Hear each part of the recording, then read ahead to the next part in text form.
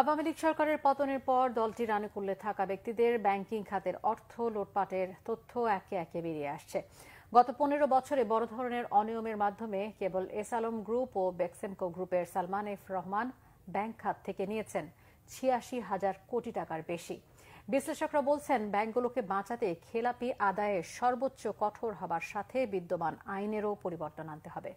গোলাম মাইনুল হাসানের রিপোর্ট। একটি ভালো ব্যাংকের নষ্ট হবার জ্বলন্ত উদাহরণ ইসলামী ব্যাংক। ২০১৭ সালের রাজনৈতিক সিদ্ধান্তে জামাত মুক্ত করা উদ্যোগ হিসেবে আওয়ামী লীগ সরকারের ঘনিষ্ঠ এস আলম গ্রুপ ব্যাংকটির নিয়ন্ত্রণ নেই।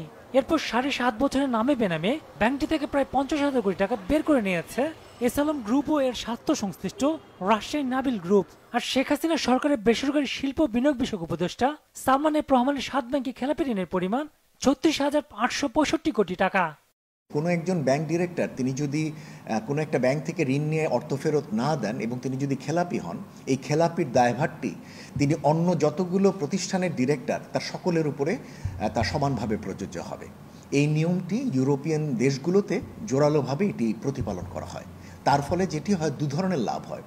একটা হলো যে কোনো খেলাপির দায়ভার থেকে মুক্ত হবার জন্য অন্য কোম্পানিগুলো যাতে খেলাপি না হয়ে যায় এই ভয়ে মানুষজন ঋণ নিয়ে চলে যাবার প্রবণতাটা কমে। উপরন্তু যদি কেউ কখনো নেয়, তখন যেহেতু এই ঋণের দায়ভারটি তার সংশ্লিষ্ট সকল ধরনের কোম্পানিগুলোতে পড়ে, তখন সেই কোম্পানিগুলো থেকে আদায় করা যায়। সেটা বোর্ড হতে পারে, কোনো ব্যক্তি হতে পারে। সেই দোষীদেরকে অবশ্যই আপনাকে আইনের আওতায় নিয়ে আসা উচিত। তাদেরকে তখন একটা হবে যে না, আপনি যে অতীতের যেই যারা এই আমরা অনেক সময় বলে থাকি হয়তো অনেক টাকা নিয়ে গেছে বা টাকা নিয়ে ফেরত দিচ্ছে না, তারা যেমন জবাবদিহির আওতায় থাকবে, প্লাস হচ্ছে ভবিষ্যতেও যখন যারা কখনো এই প্রক্রিয়ার মধ্যে যাবে, লোন নেবে, তারাও কিন্তু এখান থেকে একটা লেসন নিতে পারবে। বাংলাদেশ ব্যাংকের হিসেবে খেলাপি ঋণ ১,৮২,০০০ কোটি টাকা, যদিও প্রকৃত আকার ৪ লাখ কোটি টাকার বেশি বলছেন অর্থনীতিবিদরা। তো এই মুহূর্তে যেটি দরকার সেটা হচ্ছে একটা ইন্ডিপেন্ডেন্ট অ্যাসেসমেন্ট দরকার, যে কোন ব্যাংক আসলে কি অবস্থার মধ্যে আছে। পুরো ব্যাংকিং খাতের যে সার্বিক চিত্র যদি জানতে পারে, তাহলে সেই কোন কোন জায়গায় সংস্কার করতে হবে, কিভাবে করতে হবে, সেই বিষয়গুলো তখন আসবে।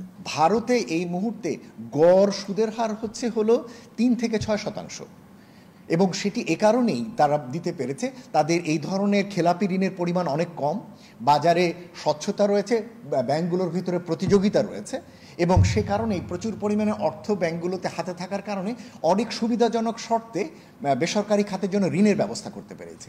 ব্যাংকিং খাতের প্রতি আস্থার সাথে আমানত বৃদ্ধির সরাসরি সম্পর্ক রয়েছে বলে মনে করেন বিশ্লেষকরা। গোলাম মাইনুল হাসান, বাংলা ভিশন, ঢাকা।